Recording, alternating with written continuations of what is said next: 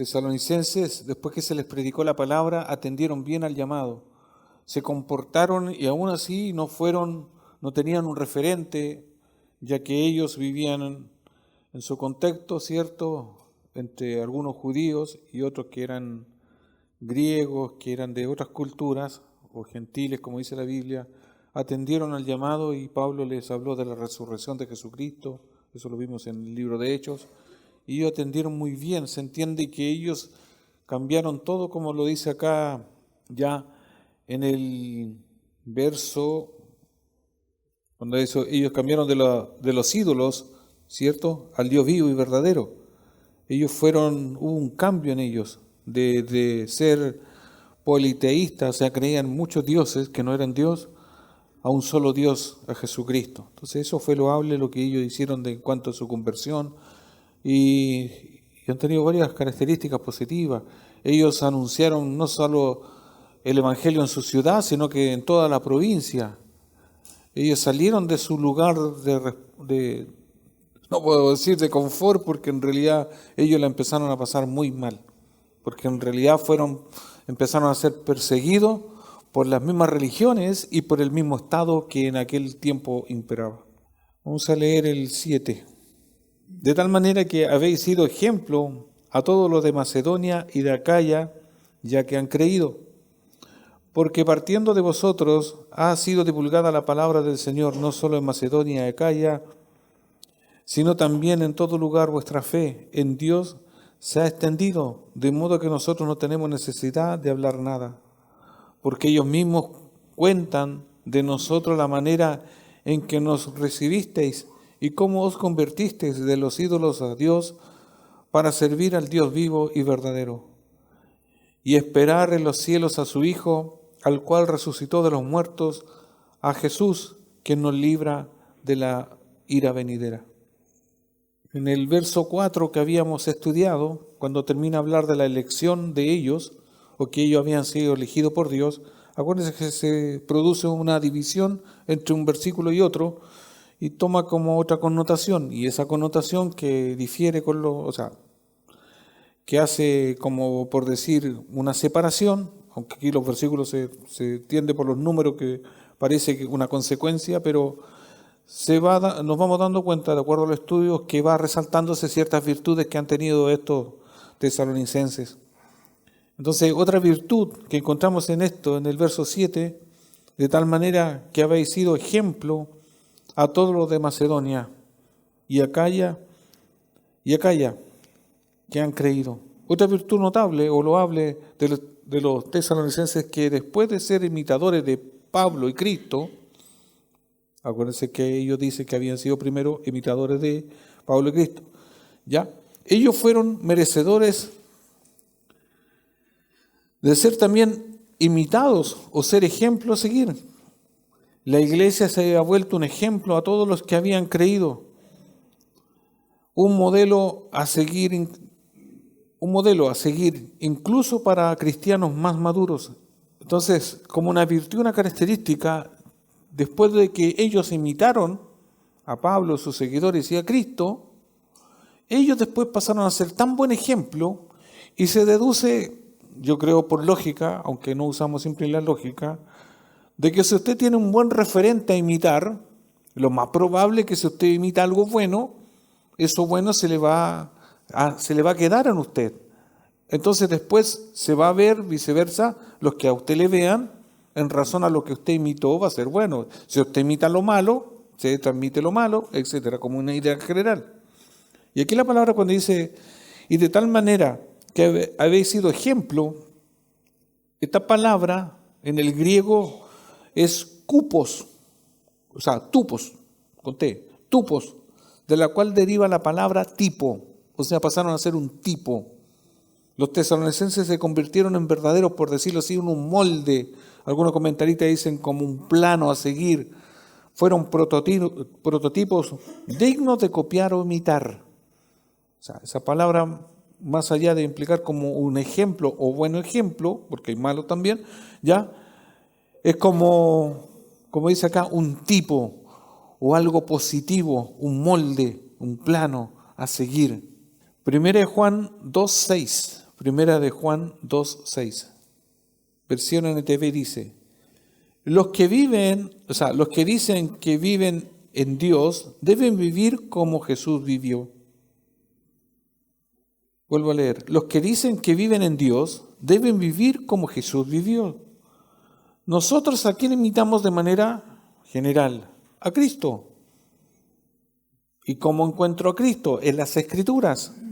Y de lo que las Escrituras dicen de Él es lo que yo observo y debo hacer. Si otras veces lo hemos visto y estudiado. Si Cristo o Dios, el Espíritu Santo, es grande en amor, yo debiese participar en ese mismo amor. ¿Se entiende? No en el amor sensual, no en el amor de ojo o de sentimiento, en el amor sacrificial.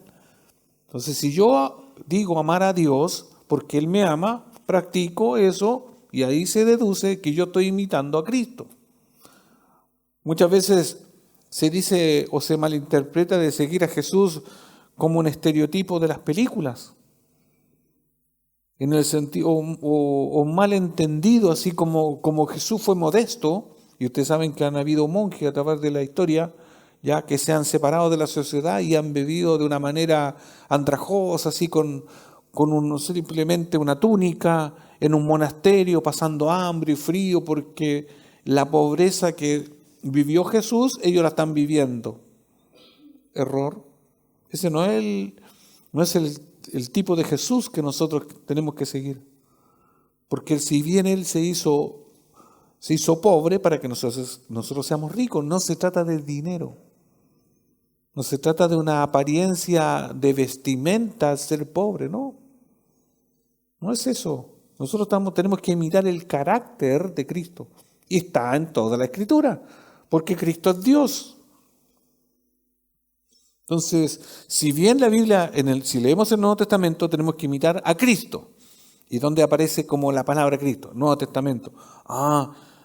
¿Y qué hacemos con el Antiguo Testamento? En el Antiguo Testamento también está Dios, el carácter también está ahí. Entonces, todo lo que sale de Cristo, de Dios, o como se llame de acuerdo al Nuevo, al Antiguo Testamento, o el pasaje que se nombre a Dios, ahí yo tengo que seguir a Cristo. De hecho, acuérdense que hay un libro muy corto, con el nombre de una mujer, que no aparece ni Jehová, ni Dios, no aparece el nombre. ¿Se acordaron cuál es? Pero ahí está Cristo, hay un tipo de eso. ¿Sí? ¿Cuál es la idea, hermanos? Los tesalonicenses fueron dignos de ser imitados. Efesios 5:1. Sed pues imitadores de Dios como hijos amados. Para algunos, en general, entre paréntesis, una referencia. Si inicialmente a usted le complica buscar todos los versículos que yo digo, mejor ponga atención, ¿ya? Porque a veces nos cuesta ubicarnos en la Biblia, entonces por ahora mejor escuche, hasta que después se familiarice, porque sé que de primera nos lleva todo el tiempo buscar un versículo cuando ya vamos en el otro y después pierdo la atención. Y primero, las primeras veces que usted escucha de la manera que nosotros exponemos, donde usamos muchos versículos, mejor escuche, ¿ya? Después los apuntes se pueden compartir, etcétera, porque hay algunos que escriben así y están poniendo atención. Yo siempre he dicho, yo no puedo hacer las dos cosas, yo escucho nomás. Si escribo, después no voy a saber de lo otro. Yo les sugiero eso porque así usted pone atención y mejor escucha. Yo le juro que le voy a andar cambiando los versículos. Los números sí, pero no otras cosas, ¿ya? Pero no estamos en eso yo a veces prefiero que escuche. Entonces, Efesios 5:1 dice, sed pues imitadores de Dios como hijos amados. Y ahí sigue la misma idea. Sed pues imitadores de Dios como hijos amados. El creyente como hijo amado tiene que ser un imitador de Dios. Se deduce, y la implicancia sería que si yo sigo a Dios, algo de lo que Dios ha transmitido en mi ser, porque yo lo estoy imitando a Él, se va a ver reflejado en mi carácter y otros lo van a querer replicar. Muchas veces lo hemos dicho, si el pastor en una iglesia ora, habla, se expresa de una manera, lo más probable es que los demás oren y hablen muy parecido.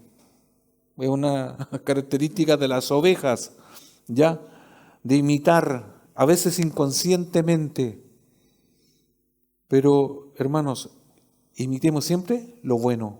Los tesalonicenses tuvieron cosas buenas, sobre todo acuérdense que la fortaleza que tuvieron en cuanto a la predicación, al evangelismo, porque ellos no tan solo se quedaron ahí como en un recinto ya, como una iglesia a puerta cerrada, no, ellos propagaron el evangelio y evangelizaron no tan solo una ciudad, sino 2 ciudades, 2 provincias que están alrededor de ellos.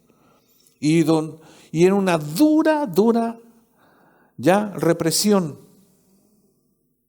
Ellos sí que fueron reprimidos porque les costaba la muerte. Después vamos a desarrollar un poco más cuando habla de que ellos dejaron los ídolos, que al leerlo parece tan simple, no es tan simple. Filipenses 3:17. Filipenses 3:17 en versión NTV dice: amados hermanos, tomen mi vida como modelo y aprendan de los que siguen nuestro ejemplo. Aquí Pablo ya desafía, dice: tomen mi vida como modelo y aprendan de los que siguen nuestro ejemplo. Paréntesis, cualquiera de nosotros hoy, pregúntese usted, puede decir: yo soy un modelo de vida, síganme. ¿Puede decirlo o no? Dura la tarea, pero yo, no sé, todos nosotros nos queda como grande la expresión, o sea, nos miramos a nosotros mismos y podríamos decir: hermanos, mire, yo soy un modelo, sígame. Sé que tiene que haber algunos que lo van a decir, lo dicen, y a lo mejor no saben lo que dicen y por qué lo dicen. Pero si nos ponemos a pensar, y como decimos siempre, conociéndome a yo mismo, mejor no me sigan. No sigan a uno de la Biblia, no a otro que está por allá, no sé qué. ¿Se da cuenta? ¿Por qué? Porque uno a veces mira las debilidades que tenemos. Pero debemos, en la madurez que Dios nos va dando, llegar un momento a un punto de decir: imítenme a mí. Pero no como fanfarrón o como engreído, como alguien que es más, no. No, bueno, obviamente yo no voy a decir: imiten mi humildad, porque no podría decir eso. Pero pueden decir: imítenme, porque hay algo en mí bueno, porque Dios algo en usted ha puesto, y algo en usted Dios ha puesto para bien y está transformando su vida. A lo mejor usted antes no era bueno para leer y ahora es bueno para leer la Biblia, por decir: imítenme en eso. Allá tiene un punto, tiene algo que a lo mejor comparativamente es distinto a otro. Si el tema está que en lo general a lo mejor siempre vamos a quedar cortos al débil y vamos a decir: no me imiten a mí. Pero debemos procurar, porque si soy bueno para orar, y no porque me lo han dicho, sino porque yo soy alguien que persevera y cumplo con lo que dice la Biblia. Siempre estoy orando por esto, por lo otro, soy un hombre, una mujer de fe. Bueno, eso puede ser: imíteme a mí. No para jactarme, ¿se entiende? Pero puede ser algo bueno. Porque puede ser que en una reunión más participativa yo le puedo decir: dígame usted, ¿qué cree que usted es bueno para algo en cuanto a las cosas de Dios? Nadie podría decir: no, yo no soy bueno para nada. No, porque algo tenemos. Algo Dios ha hecho un proceso significativo en nuestra vida. Entonces podemos decir en un momento que podemos ser modelo de vida. Y si estamos muy lejos de ser un modelo de vida o un referente cristiano, tenemos que procurar esforzarnos. Tenemos que esforzarnos, ¿ya? Porque tenemos que ser buenos, porque para ver lo malo, lo vemos los demás y no vemos lo malo a veces nosotros. Para eso nos sobran palabras. No, si ese no tiene nada de bueno. No, pero veamos también lo bueno. Procuremos y esforcémonos en eso. Los tesalonicenses tenían virtudes de sobra, eran dignos de ser imitados. Macedonia era la provincia al norte de Grecia donde estaba Tesalónica. Acuérdense que era una región grande. Y ahí involucraba ya Filipos y Berea, que eran provincias que eran contiguas. Acaya era la provincia del sur de Grecia e incluía ciudades tan prominentes como Atenas y Corinto. Acuérdense que Pablo también habló de los Corintos y de ahí hablaba para los demás, o escribía cartas. Para ilustrarlo específicamente, los tesalonicenses estaban entre los creyentes que Pablo citó en Corinto como modelo de sus ofrendas y su mayordomía financiera. Los tesalonicenses vivían en pobreza extrema. Es una característica que tuvieron ellos. Por la persecución, se tuvieron que despojar de sus bienes, eran perseguidos, se los quitaron, etc. Probablemente debido a la persecución de soportar, o sea, tuvieron que soportar muchas cosas y fueron valientes en ese sentido. No obstante, daban con liberalidad y sacrificio para ayudar a los creyentes necesitados de Jerusalén, demostrando así un modelo de piedad y probando una vez más la realidad de la elección soberana de Dios sobre ellos.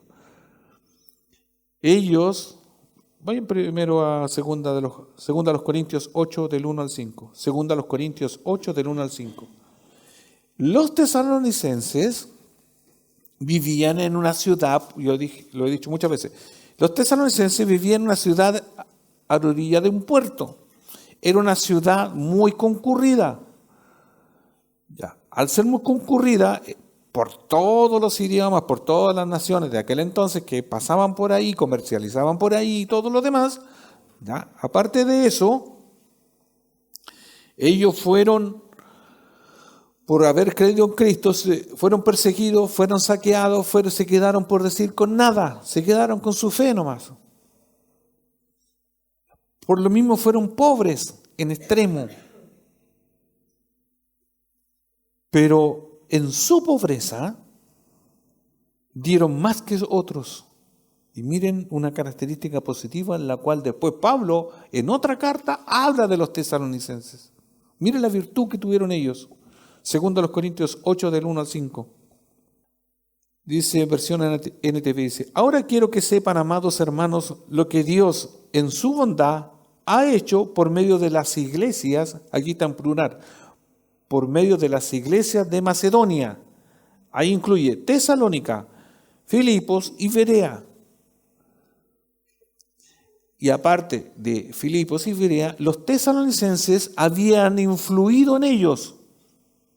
O sea, si hablamos de la iglesia en general, de Tesalónica, Filipos y Berea están incluidos. Estas iglesias están siendo probadas con muchas aflicciones y además son muy pobres. Mira, ahí está toda la característica negativa de ellos.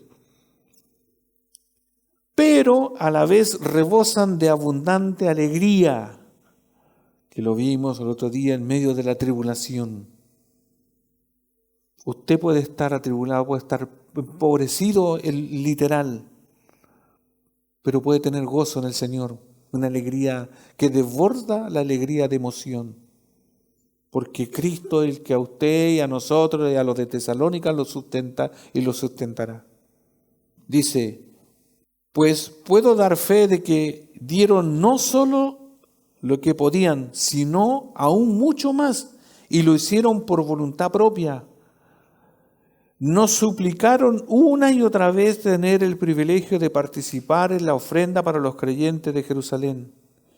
Incluso hicieron más de lo que esperábamos, porque su primer paso fue entregarse ellos mismos al Señor y a nosotros tal como Dios quería. O sea, los tesalonicenses en su pobreza, porque lo mismo que en Tesalónica y en la región estaba viviendo la persecución y por lo mismo se había encadenado una pobreza en todos los creyentes, en Jerusalén ya eso había sucedido o estaba sucediendo. Acuérdense que lo primero cuando se predica, Pedro, cuando predica, cuando inicia la iglesia en el libro de Hechos se narra, ¿cierto? Todos los que creyeron empiezan a ser perseguidos y tuvieron que salir de Jerusalén, salir de la ciudad, salir del país, salieron arrancando porque si no lo iban a matar. Entonces todas esas familias de aquel entonces se empobrecieron. De ahí deriva por qué habían comedores donde se comían en común y ahí aparecen los diáconos, se empieza a constituir la iglesia, ese es como el trasfondo histórico. Entonces hay una pobreza, hay una escasez. Pero los pobres de Tesalónica, que eran pobres por lo mismo, quisieron y rogaron ayudar a los de Jerusalén. Eso no tiene lógica. Eso no tiene sentido común. El sentido común sería una iglesia constituida, con gente honorable, etcétera. Ellos debieron haber ayudado. No, esto fue lo contrario. Porque acuérdense del deseo, del querer y el hacer, está Dios detrás de todos ellos. Por eso, hermanos, la generosidad no se mide por la cantidad, es por el deseo, la actitud delante de Dios. El generoso no es aquel cuando tiene mucho dinero. No, el generoso es el que cuando no tiene, aún lo que no tiene da. No estoy hablando de endeudarse para dar, no.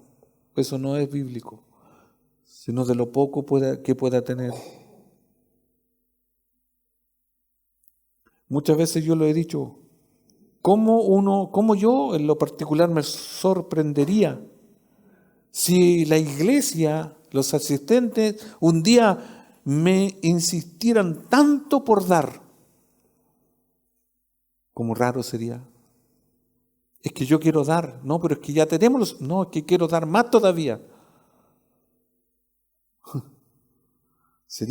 Y ellos tuvieron esa actitud, insistieron a los apóstoles de dar más.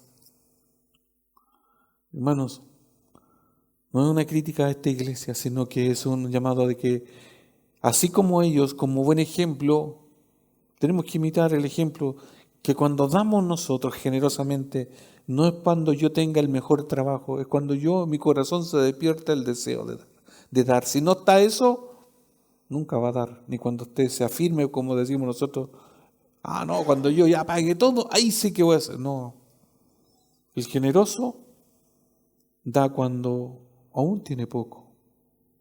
Pero es que eso es injusto, sí, se ve injusto a nuestros ojos, pero a Dios le agrada. Porque siempre estamos esperando cuando pague, cuando me afirme, cuando tenga un trabajo, cuando no tenga, cuando los demás, eso puede pasar toda la vida. No, los cristianos ellos reaccionaron de manera inmediata. ¿Por qué? Por el solo hecho de que ellos habían creído en Jesucristo. Después de haber creído en Jesucristo, haber abandonado todo, ¿cierto? La idolatría, ellos no tenían más que perder. Aún así, su vida no era una pérdida porque iban a ganar una vida eterna. O sea, el cristiano, ¿qué más quiere? ¿O qué más queremos? Verso 8, no se olviden. Del verso 7 rescatamos eso. Fueron dignos de ejemplo ellos. Fueron un prototipo. Verso 8. Porque partiendo de vosotros porque partiendo de vosotros ha sido divulgada la palabra del Señor, no solo en Macedonia y Acaya, sino también en todo lugar. Vuestra fe en Dios ha sido extendida, de modo que nosotros no tenemos necesidad de hablar nada. Otra característica. Ya vimos parte de la generosidad, ¿cierto? Otra virtud característica que verifica el poder de la salvación en los de Tesalónica era su fidelidad en la propagación del Evangelio o proclamación del Evangelio. Ellos evangelizaron en toda la región, en todo lugar. No pararon de hablar de Cristo. Hermanos, y fue una iglesia, podríamos decir, no fue la iglesia que dijo que se pusieran un título. Acuérdense que los títulos a veces son sugerentes, pero a veces son títulos, el hombre pone títulos a las iglesias afuera.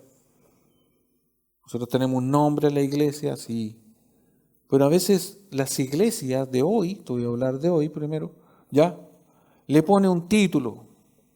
Iglesia misionera de Dios. Iglesia evangelística de los más buenos para no sé qué. Ya, se pone nombre así como... Pero el nombre a veces no representa absolutamente nada cómo se vive en esa iglesia. Porque podría yo, en lo particular, expresar, podrían haberse puesto los tesalonicenses evangelísticos de los últimos días de no sé qué. No, ellos eran de Tesalónica, como lo dice aquí la Escritura, eran creyentes, pero fueron en su tiempo buenos para salir a evangelizar. O sea, no se callaron. Salieron a contar las buenas noticias a otros, que habían conocido a Cristo, etc. Entonces fue una virtud. Eso, hermanos, a veces nos condiciona para bien o para mal. Porque a veces decimos, nosotros somos de esta iglesia desde las Escrituras. Por consiguiente, debiésemos leer las Escrituras. Digo yo. Porque alguien a usted le va a preguntar, ¿y por qué se llaman así? ¿A alguien se le ocurrió? Mire, si no sabe por qué se le ocurrió a alguien que se le ocurrió, porque a mí no se me ocurrió, ¿ya? Al menos tratemos de hacer lo que dice el título. Ser coherente. Si yo pertenezco a una iglesia que dice eso, por lo menos leo la Biblia, para que si alguien me pregunta, ¿usted ha leído toda la Biblia? ¿Qué le digo yo? Estoy en eso. ¿Cuántos años lleva? 20 años. Voy en Génesis todavía. No, usted tiene que ya haberla leído 1, 2, 3 veces, mínimo, si lleva un año. Recuérdense que estuvimos leyendo hace poco, estudiando un personaje que se llamaba Matthew Henry. ¿Cuántas veces había leído la Biblia? Hermanos, si algunas han aprendido a leer con la Biblia, no a los 20 años, 6, 5 años, 7 años. Y todavía nosotros, o algunos dicen, no, yo he leído toda la Biblia, pero como tutti frutti, así como un poco de acá, un poco de allá, entonces de ahí como que la armo, no. Hablando de la virtud de estos tesalonicenses, es que fueron fieles al llamado y fueron y evangelizaron. Mire, la Biblia, en el Nuevo Testamento, en Mateo 28, 19 y 20, habla de ir y hacer discípulos a las demás naciones, ¿ya?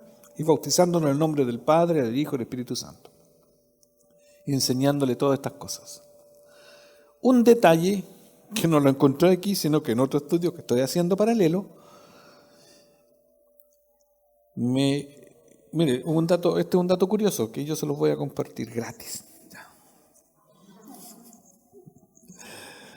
Ando con la cuerda, parece. Mire, por tanto, ir a ser discípulos a las demás naciones, está en Mateo, está en los Evangelios. Un detalle es que cuando estos, en el año 52, se convirtieron aproximadamente y empezaron a anunciar el Evangelio por todo el alrededor, no tenían el Nuevo Testamento. No tenían los 4 Evangelios. Porque la primera carta que se escribe, o que se tiene, es la de los Corintios. Esa es la primera. Entonces, ¿qué pasa? Ellos no habían leído el mandato que está para la iglesia. ¿Se da cuenta? O sea, ellos, por ejemplo, no habían sido mandatados por una carta o por un evangelio para hacer discípulos. O sea, ellos no tuvieron el Nuevo Testamento de decir, vamos a cumplir la gran comisión porque está aquí en Mateo. Hagámosla, ya hagámosla. Y salieron a evangelizar. No. Por eso les digo que a veces asociamos que cuando la iglesia ya estaba, ya ellos tenían la carta, o tenían los evangelios, o tenían el Nuevo Testamento, como lo tenemos nosotros en un libro, entonces ellos buscaban y hacían lo que... No era así. Al contrario, de ellos se habla porque de lo que ellos vivían está expreso aquí, en los tesalonicenses. Tampoco Pablo dijo, mire, yo voy a hacer una biografía de ustedes. Esto queda para nosotros. Obviamente en su tiempo fue una carta particular para ellos. Pero hermanos, este principio que me llama la atención es que no esperemos que muchas veces se nos esté diciendo. Porque si el Evangelio para ti ha sido un cambio de vida positivo, ¿por qué no lo cuentas a otro? Si al encontrar a Cristo, o Cristo te encontró, o nos encontró, mejor dicho, ¿por qué yo no hablar de Él? Si Cristo me ha hecho libre de todos mis pecados, ¿por qué no hablar de Él? ¿O tenemos que esperar que nos digan, anda y cuéntalo? No, porque como decimos nosotros y dice la Biblia, es una muy buena noticia. Que Cristo es el único que salva. La palabra del Señor, la verdad divina y salvadora del Evangelio se había divulgado a partir de la iglesia de Tesalónica. La palabra divulgado significa retumbar, en el griego exegetai. o resonar muy intensamente. Dice, porque partiendo de vosotros la palabra ha sido divulgada.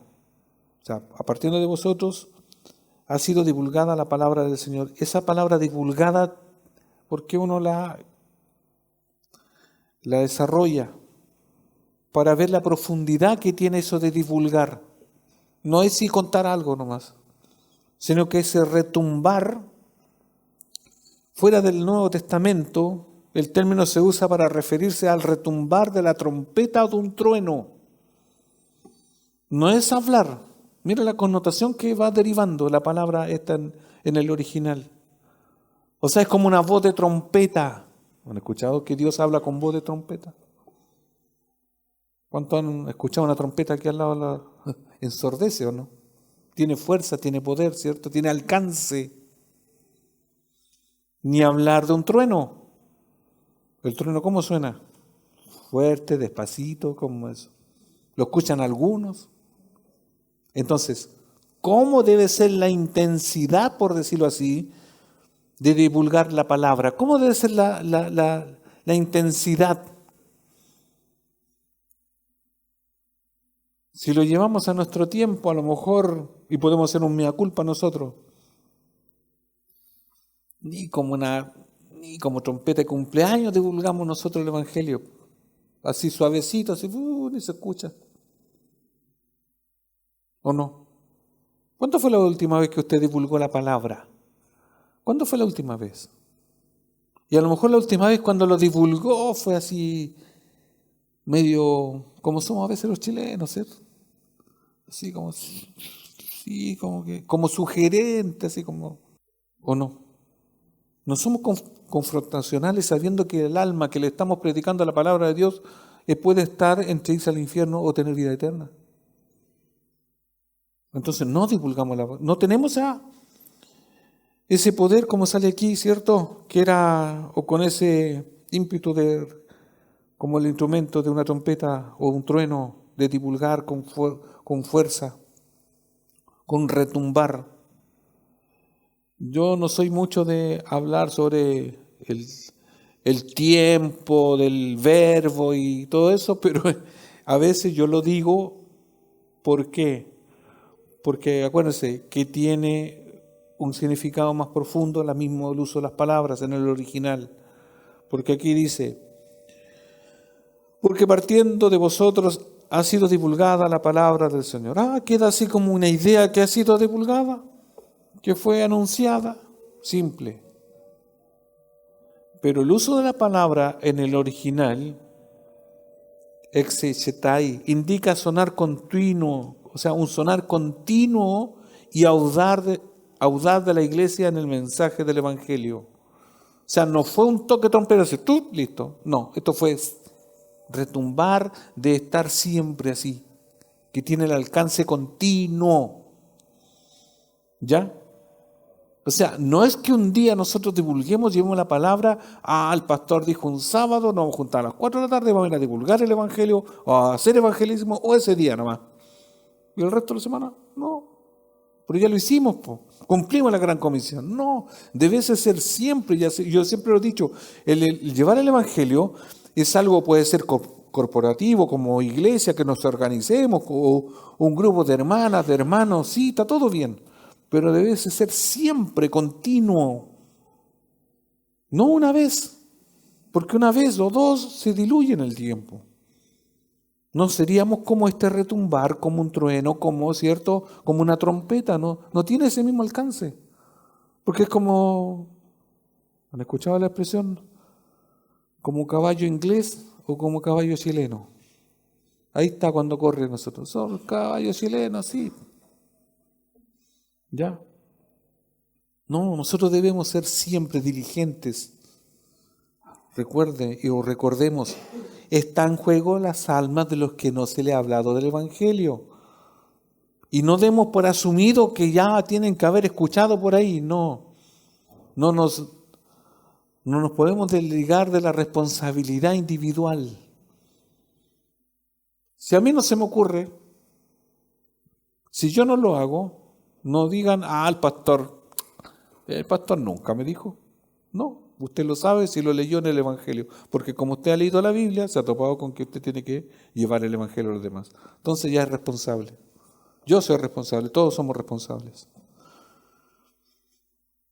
Desde el momento en que la iglesia se fundó, la proclamación del Evangelio resonó no solo en Macedonia y Acaya, sino también en todo lugar. Como Tesalónica era un centro de viaje y de comercio, la gente que iba ya hacia Macedonia por la vía Ignacia, ¿cierto? De oriente a occidente, oía la palabra del Señor de los creyentes verdaderos. Así también quienes visitaban la ciudad en barco, ya, o los que estaban de viaje escuchaban el Evangelio. O sea, ellos no se callaron, estaban por todos lados. Del momento inicial, acuérdense que Pablo predicó 3 fines de semana, 3 sábados en una sinagoga, y de ahí salieron los creyentes de Tesalónica. Y de ahí empezaron a contar, a evangelizar, y no se pararon más. Y como denota el mismo versículo, su influencia era tan clara y extensa que Pablo no tenía necesidad de hablar nada. Un ejemplo. Es como que yo voy al negocio del frente de mi casa o de ahí cerca, y yo le digo, pucha, le hablo de Cristo, y me dice, no me diga nada, mire, pasó uno de su misma iglesia que ya me dijo que tenía que ir a la iglesia, ya me tiene hasta acá, pero ¿se entiende? Chuta. Voy a una zapatería a comprarme zapatos. Mire, sabe, yo soy de la iglesia. No, mire, pasaron unos que están. Y chuta, yo a donde vaya, ya al final no tengo que decir nada porque ya habían pasado, ya por decirlo así. No estoy hablando de los que andan de dos en dos, no estoy hablando de los creyentes. ¿Se entiende? O sea, tanto era el entusiasmo de ellos de llevar el Evangelio que Pablo, donde iba, ya habían hablado, ya estaba listo. Estaba por decir, hecho el trabajo. Y más encima, estaban llenos de buen testimonio. Que eso lo tengo que decir. Porque hay otros que cuando usted pasa y dice del Evangelio y cuando son de mal testimonio dicen, con eso que no, yo no voy a ir a su iglesia. Pero no, es que ahí usted trata de como decir, no, si la iglesia igual es como bueno y malo, pero no, si ese mire, la otra vez no me quedó de bien, entonces, listo. Ojo, y todo esto eran de buen testimonio. Por eso la iglesia es bueno que todos seamos de buen testimonio, para que cuando usted invite, todos tengan la libertad de venir a su iglesia. Como decía Pablo, mi evangelio. Y decía mi iglesia, de pertenencia. La fe de ellos se extendía de modo que cuando Pablo llegaba, ya se habían anticipado los de Tesalónica.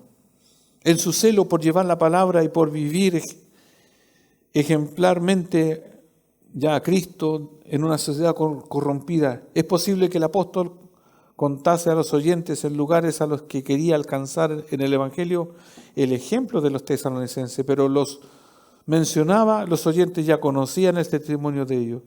De este modo, el apóstol no tenía necesidad de decir nada. Pucha, la iglesia maravillosa, ¿sí? Usted anda por allá, anda por acá. No, si ya sabemos que sus iglesias son así. No, son. Porque la iglesia puede en un momento descarriarse y tener tan mal testimonio que también por lo malo se puede llegar a reconocer.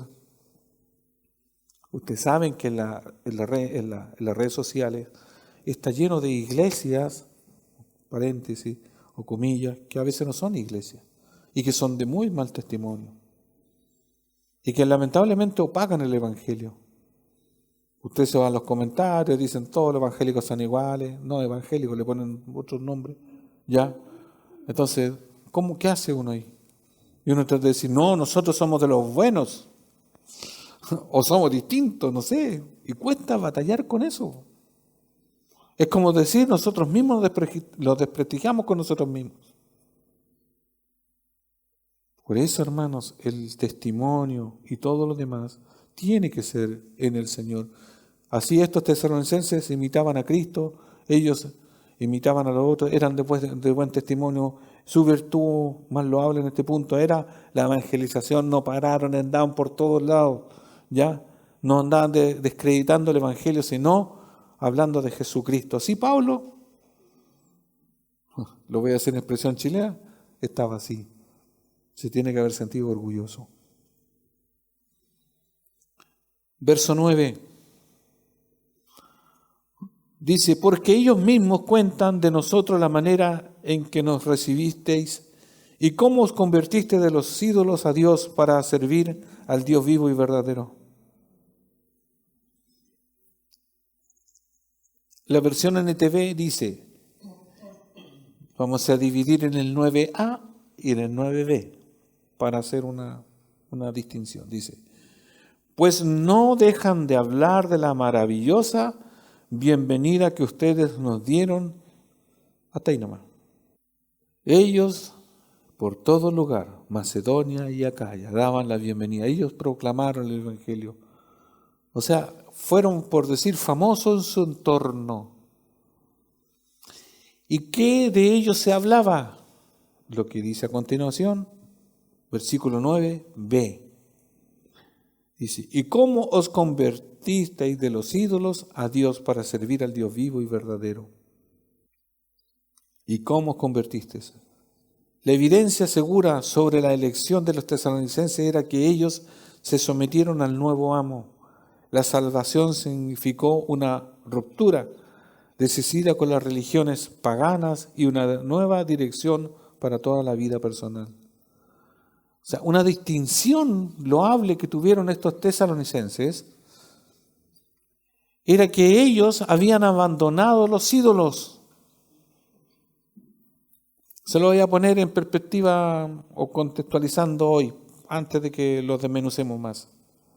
Es como que a usted, un día, antes de conocer a Cristo, usted la veían por ahí, y voy a hacerla como mujer y después con hombre, como quiera. Usted andaba ahí con un color de esos, no, pues lo voy a hacer lo más antiguo así. Vestía como la Virgen de Guadalupe, por decir así. O como esas túnicas que habían café, ¿se acuerdan los más antiguitos? Ya. Y ahí póngale que usted como hombre andaba vestido como San Sebastián con un color amarillo y rojo y andaba ahí porque usted era, de San Expedito, de no sé quién, ponga cualquier ídolo que usted tenía. Y andaba para el 20 de enero, para el 20 de febrero, andaba pagando una manda. ¿Sí? Y a usted lo conocían que usted era mandero, pero andaba siempre en esa fiesta y usted era de ahí. Pero cuando tiene un encuentro con Cristo, usted ya dejó de hacer eso. Usted le prendía vela a la Virgen María, a la Virgen de Guadalupe, a la Virgen no sé cuántas, y todas las vírgenes que había, usted le prendía vela. Entonces, pero de repente usted cambia todo eso. Entonces queda marcado para el ojo, para la misma sociedad, que usted antes iba tal fecha y ahora ya no va. Llegaba la Semana Santa y usted toda la Semana Santa guardaba la Semana Santa. Estaba comiendo pescado toda la semana porque no comía carne, porque usted era devoto vivía toda esa religión. O sea, usted se convirtió, o sea, el Señor lo convirtió y ahora tuvo un cambio. Ese cambio se notó en los tesalonicenses que se convirtieron. La evidencia segura sobre la elección de los tesalonicenses era esto, que habían dejado todo. Los tesalonicenses abandonaron todo el politeísmo y aceptaron al único Dios y Salvador Jesucristo.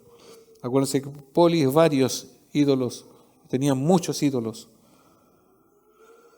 Pablo expresó este cambio como haberse convertido de los ídolos a Dios. La palabra convertisteis, epistrepo en el original. La palabra convertisteis indica que cuando un pecador toma una decisión por Jesucristo, tiene un cambio de giro completamente opuesto. Ellos iban en esa dirección tras los dioses y cambiaron para el otro lado. Cambiaron la dirección. Eso es convertir, cambiar de giro. ¿Ya? Eso es lo que cuando alguien se dice, este es convertido, sí, y va. Depende cómo lo veamos. Porque si depende de Dios, nosotros íbamos al infierno y cuando Él interviene nos cambia el giro y nos pone al cielo. ¿Ya? Pero en la responsabilidad nosotros íbamos haciendo lo malo O hacíamos lo malo y ahora vamos hacia el otro lado tratando de santificarnos y hacer lo bueno. Esa es la conversión. Esa es como la etimología de la palabra cambio de giro. Usted tuvo un cambio de giro. Todos nosotros tenemos que tener un cambio. Si decimos ser creyentes, se tiene que notar que usted tuvo un cambio de giro. O sea, ya no va en el mismo camino. Si lo llevamos, ¿cierto?, a las puertas, usted ahora está en langosta, también está bueno, como queramos, cualquier expresión sirve, pero usted tuvo un cambio, así como esto de giro. Santiago 5:20. Aquí la palabra convertiste, ¿cierto?, o cambio de giro, está en varios versículos también expresado.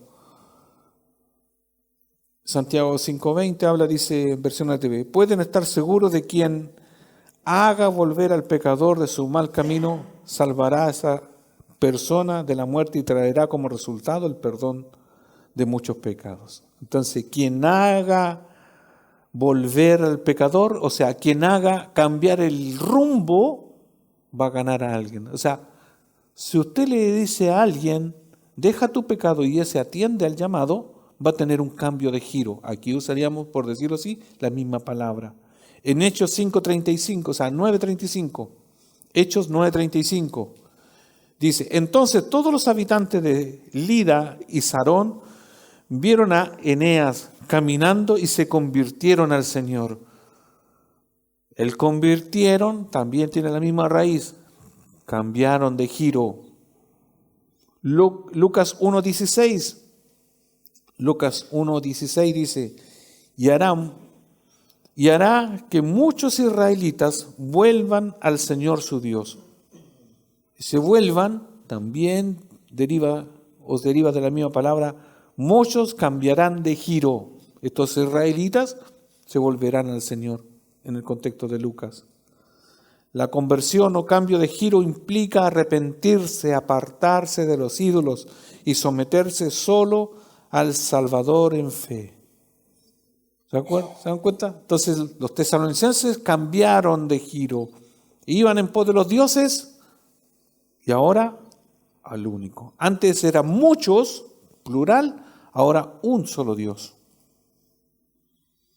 Para los que no saben qué es un ídolo, recordémoslos. Éxodo 20 del 3 al 5. ¿Qué es un ídolo? A veces decimos cualquier cosa que nos aparte de Dios. Pero aquí está definido. ¿Qué es un ídolo? Éxodo 20, del 3 al 5. Versión NTV dice, no tendrá dioses ajenos delante de mí.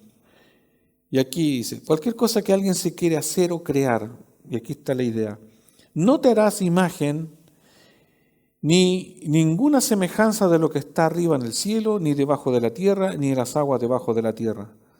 No te inclinarás a ella, ni las honrarás, porque yo soy Jehová tu Dios, fuerte, celoso, que visito la maldad de los padres sobre los hijos hasta la tercera y cuarta generación de los que me aborrecen.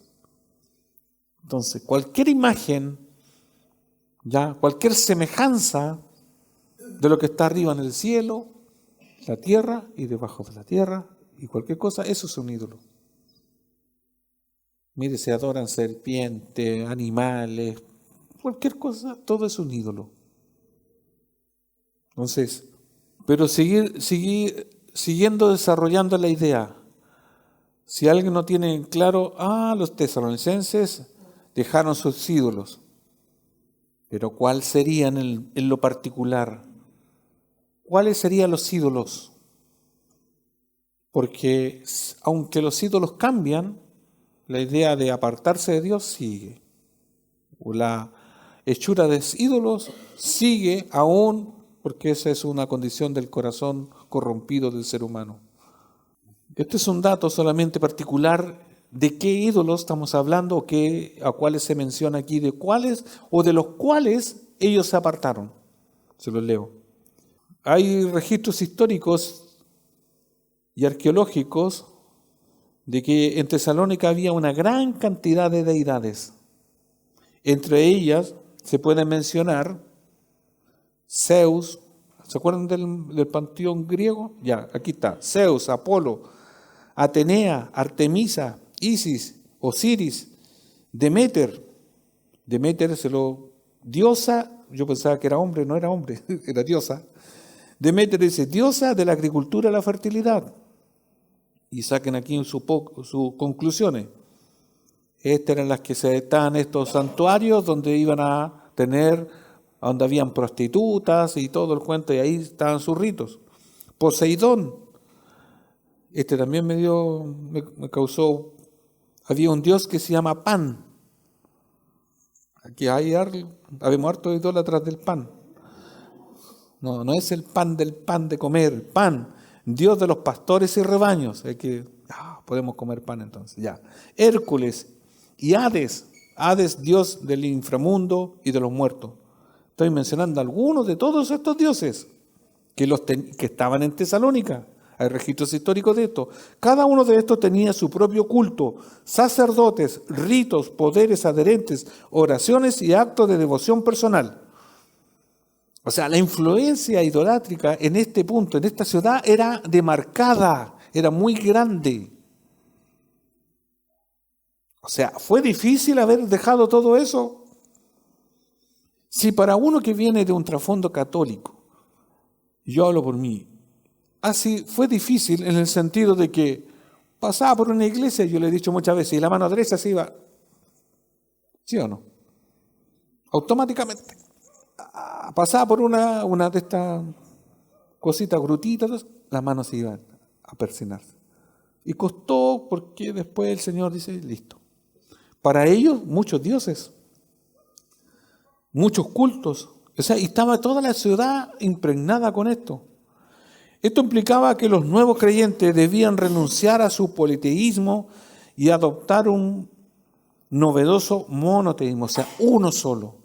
Por otro lado, conforme a ciertas inscripciones, o como dice un comentarista Green, la relación con los dioses se entendía como una especie de negocio.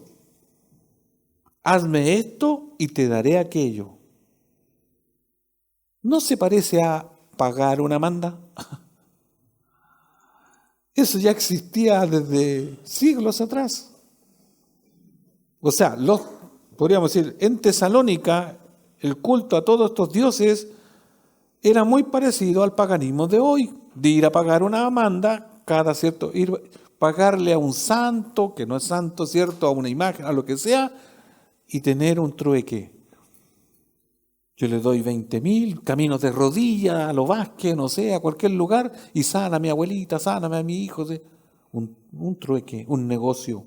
Eso también se hacía. Los nuevos convertidos debían cambiar esa mentalidad, ya que Dios no hace lo que el creyente desea, solo porque éste ya le ha ofrecido algo algo a cambio. Pero no solo esto, el paganismo tesalonicense planteaba que los dioses eran capaces no solo de hacer el bien, sino de hacer el mal. Eso es lo que creían, o sea, si no hacían, les iba a llegar. El nuevo creyente debía abandonar esa idea y reconocer que de Dios solo podía esperar buenas dádivas, como dice Santiago 1:17. Por otra parte, la ética y la moral no estaban incluidas dentro de la vida religiosa de ellos. De acuerdo a sus conductas paganas, ellos podían tener sexo entre ellos, era todo, mira, toda la depravación, todo valía. Porque lo que era consagrado a sus dioses, como rituales y todo eso era bien visto. Y la parte, por decir, de conciencia, ellos la separaban y la llevaban a la filosofía, otra manera de pensar. O sea, en cuanto a la religión, todo valía. Se excluían de la responsabilidad moral. Total, eran en pro de sus dioses. Así era su cultura. Todo eso tenían que abandonar. O sea, había un peso, o lo que abandonaron cuando se convirtieron a Dios, no fue tan así como cuando uno lo lee, dejaron los dioses. No, era una cultura completamente que estaba absorbida. Todos y cada uno tenía su Dios o sus dioses. Por otra parte, la ética, o sea, como ya dije, la ética y la moral, ¿cierto? Era como un paralelo. Eso eran asuntos que según el ideario pagano pertenecían a la filosofía. Por otro lado, las borracheras, o como el culto a Dionisio, que era el dios del vino, y los placeres sexuales como el culto a la diosa Afrodita estaban libremente permitidos, sin remordimiento alguno. Porque si su dios permitía emborracharse, como el dios Dionisio, era valedero. ¿Se da cuenta? Entonces, todo eso tuvieron que abandonar. Tuvieron un gran peso. Pero ahí es donde uno ve cómo el poder de Dios transformó esas vidas para que dejasen todo eso. Los nuevos creyentes debían cambiar esa perspectiva y por ello Pablo les exhorta a acatar la advertencia relacionada con la santificación y la pureza sexual. Si vamos a 1 Tesalonicenses 4, del 3 al 8. Por eso es el recordatorio que hace aquí Pablo y una advertencia. Dice, 1 Tesalonicenses 4, del 3 al 8. Pues la voluntad de Dios es vuestra santificación, que os apartéis de fornicación. ¿Por qué le está diciendo esto? Porque ellos venían de ahí, pues su trasfondo era una fornicación, porque era su estilo de vida en toda la ciudad.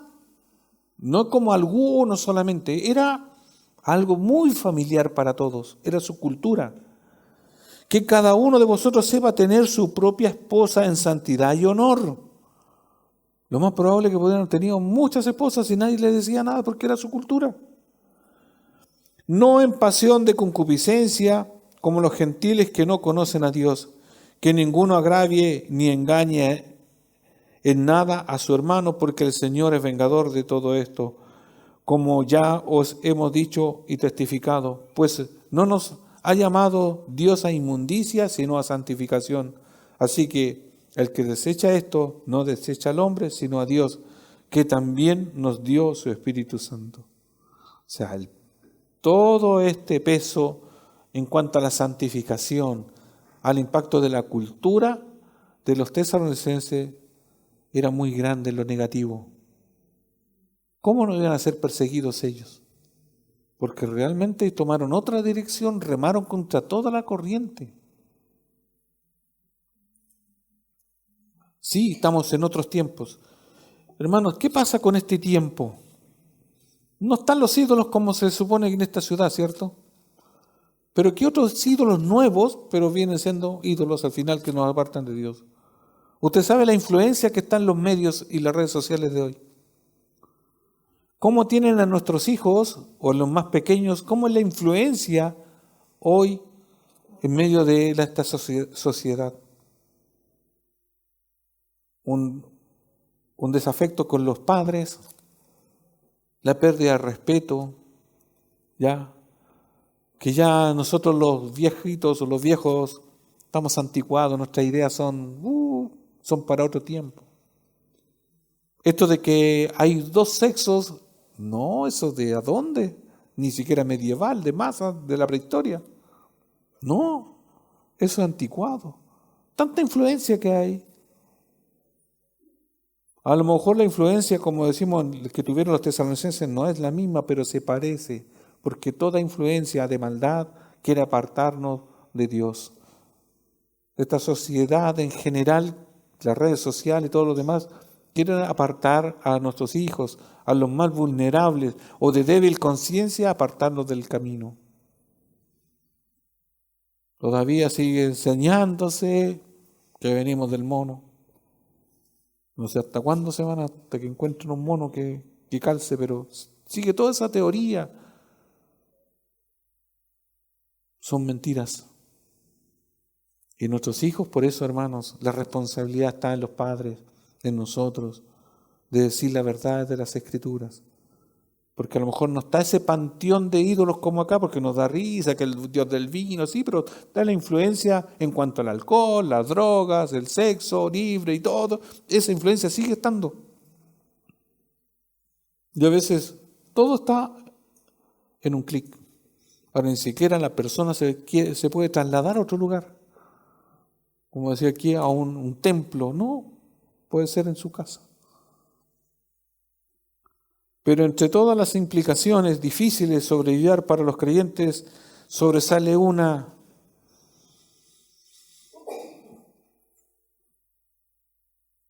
era ir en contra de la política gubernamental.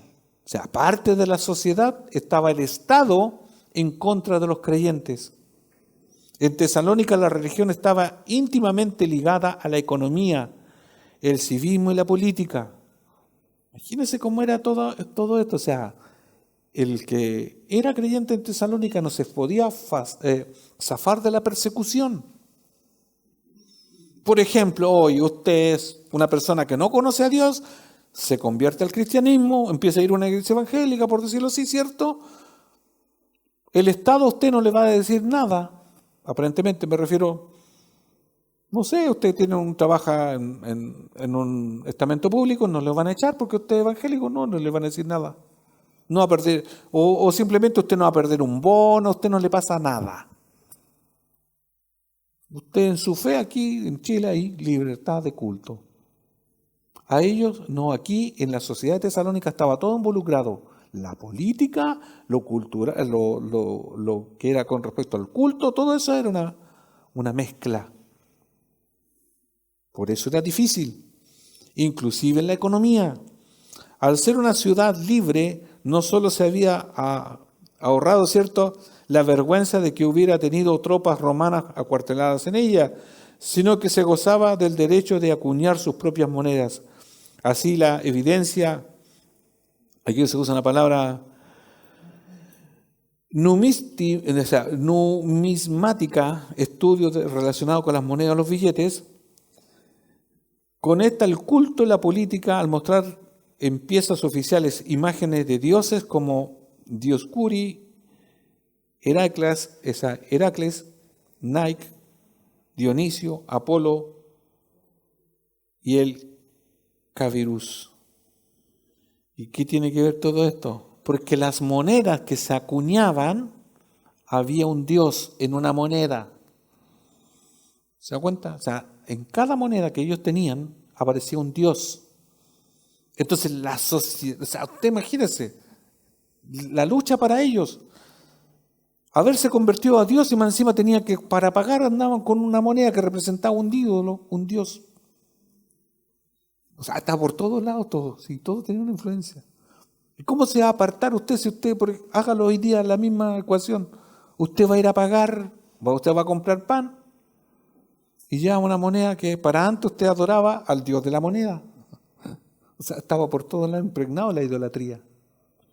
O sea, todo esto, esta idea que había un culto oficial requerido por las autoridades como una garantía de lealtad. Con esto de la idolatría, inclusive impreso en las mismas monedas, o sea, en el Estado, era porque tenían a toda la sociedad incluida en una veneración a sus dioses, más al mismo César que se proclamaba Dios. ¿Qué mejor? Ustedes, yo sé que han escuchado del que gobierna Norcorea, que para el norcoreano es un dios, es una deidad, es el magnánimo, el que todopoderoso, el que hace, él considerado como un dios. Imagínense cómo lleva, por decir, la presión política a veces se eleva a una categoría de un dios, de un ídolo, y hay muchos en todos los países, sobre todo cuando alguien pasa o se proclama, no que se autoproclame, pero cuando pasa a ser un dictador en una sociedad, se encumbra a una figura como Dios o símil. ¿Por qué? Porque la gente le atribuye que Él lo puede hacer todo. Y pasa a ser muchas veces venerado. Y eso está en Sudamérica, en todo el mundo, y ha sido por siempre así. Todo lo que sucedía es que los tesalonicenses estaban en deuda con sus llamados benefactores de la ciudad. O sea, todo estaba ligado y forzosamente tenían que los tesalonicenses tener una devoción por sus líderes políticos y religiosos, los que construían edificios, ayudaban en el caos de en los casos de desastres, adversidades o deudas. Y al ser el emperador el principal de ellos, todo aquello que fuera contrario a esa idea, ¿cierto?, contraria a ese culto, debería ser neutralizado de manera inmediata. O sea, la presión que tenían los tesalonicenses era fuerte. No estaba separado lo religioso, lo económico ni lo político. Todo era algo global. Era algo todo en la sociedad. Todos tenían que ver con todo. Aquí usted separa lo económico, es como decir aquí el banco atiende ateo, creyente, no creyente, usted va al banco, pide un préstamo, si tiene todos los requisitos, ¿qué le van a pasar dinero y le van a ayudar o una cosa así? ¿Ya? Usted no le pregunta qué religión es, no, le damos préstamo. No, allá era un todo. Y por eso era todo difícil. Ese es como un trasfondo más particular en cuanto a lo que los tesalonicenses se habían dejado de los ídolos de ellos. Con esta conclusión podemos apreciar un poco mejor lo que implicaba ser creyente en Tesalónica, convertirse de sus ídolos a la fe cristiana. Pregunta, ¿están los cristianos de hoy dispuestos a abandonar todo aquello que se oponga a su fe, cueste lo que cueste? Tal giro es mucho más que el simple cambio de creencias sobre quién es Cristo. Es un cambio completo de lealtades de los ídolos a servir al Dios vivo y verdadero. La palabra que escogió Pablo para servir, doulo, esclavo, quiere decir un esclavo que sirve a Cristo. Lo hemos hablado otras veces. Pablo sabía que los tesalonicenses se habían apartado de la devoción servil a los ídolos demoníacos, muertos y falsos, a una esclavitud nueva y deseable al Dios vivo y verdadero. Esa fue la decisión de estos tesalonicenses. Hermanos, Dios nos ha hecho libres de la esclavitud, de la idolatría, pero imagínense cómo uno empieza a ver que aún con toda la persecución, con toda la pobreza en la que vivieron estos personajes, ¿cierto? Esta iglesia primitiva, nunca dejaron a Dios de lado. El contraste con nosotros es abismal. Si bien, como decía, las influencias que tenemos de la idolatría están por todos lados y todo eso, pero hasta el día de hoy, al menos en esta ciudad, ¿cierto? Usted no lo persigue a ese nivel intenso. Usted compra, vende, hace sus cosas, viaja, no le preguntan nada de su fe. Entonces, ¿qué nos impide para ser como el trueno, para ser como esa trompeta que suene y resuene constantemente, hablar de Cristo? ¿Cuál podría ser, en contraste con estos tesalonicenses, cuál sería el impedimento, pregunto a los que estamos hoy, o los que escuchan, ya? ¿Por qué no hablamos de Cristo? ¿Cuál es el impedimento? ¿Por qué no estamos resonando? ¿Por qué la iglesia está enmudecida? No habla. Contamos a veces las cosas buenas de ser cristiano, pero no hablamos propiamente tal de Cristo. Los tesalonicenses no callaron, poco menos que andaban sin dinero, excluidos de toda la sociedad, y por donde andaba Pablo decían, no, si ya ellos hablaron del Evangelio. Y nosotros, eso queda para nosotros como iglesia. ¿Qué hacemos hoy?